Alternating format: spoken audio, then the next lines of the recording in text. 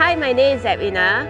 I'm in stand-up paddling. I've been in it for about 2 years and I aim to compete in the World Championships representing Singapore.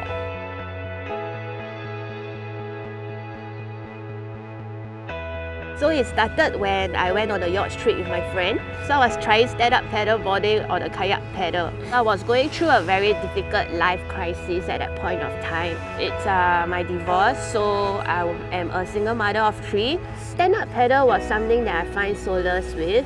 I was very close to the waters and I paddle in the middle of the ocean and I cry out loud and nobody can hear me. So that's how I fell in love in SUP.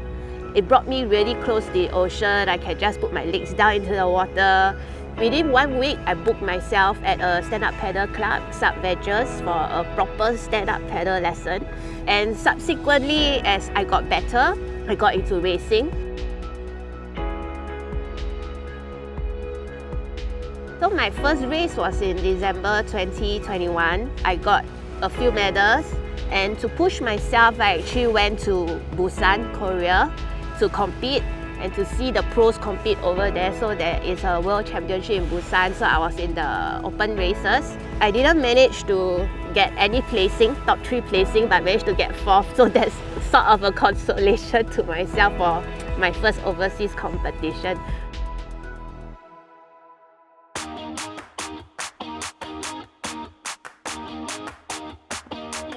At that point of time, I picked it up. The difficulty was just try to gain balance. Balance is one of the pain points.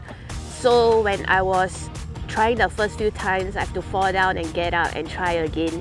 When I was first trying on a race board, I fell into the waters more than 20 times. That is a very big lesson to learn, which is perseverance. I teach my children that, if you're not falling down in the water, right, you're not trying hard enough. You didn't risk to learn a new thing today. Always fall in the water, but you must get back up. So that's the biggest lesson. It's not mainly techniques, but it's always the mental blockage to move on to the next step.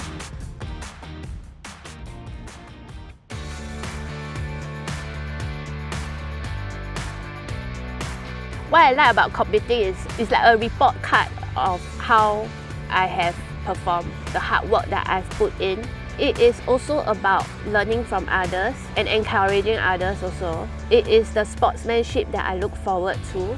Along the way, I make it a point to share what I know with the fellow stand-up paddling community. Because this community is small, you don't really have professionals or coaches that is focused and specialized in stand-up paddling. So we learn from each other, and that's what I like about stand-up paddling in Singapore in particular. For my personal goals, I would want to compete overseas, to carry Singapore flag on stage. And with my background, no sports background, a single mother of 3, I could overcome so many things to be on stage. And that's something that I look forward to. And to grow the community, the youth, especially this is a growing sport.